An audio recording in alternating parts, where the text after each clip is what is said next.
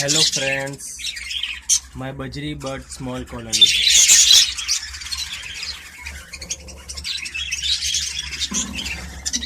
इन्हें सभी को डाले सिर्फ 20 दिन हुए होंगे।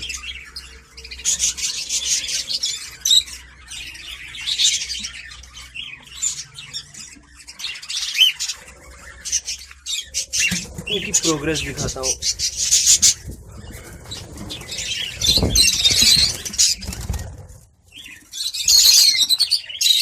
ये देखिए 3 अंडे हैं।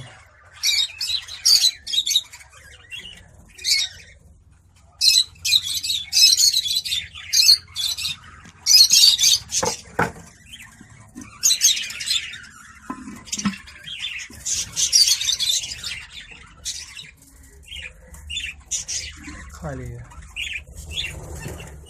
इसमें भी 3 अंडे दिए हैं। इसने माशाल्लाह से 1 अंडा दिया है। ये रेड है।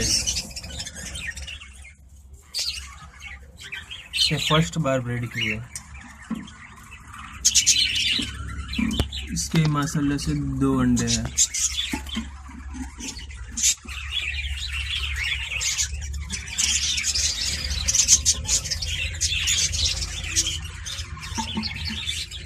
इसके भी 2 अंडे हैं।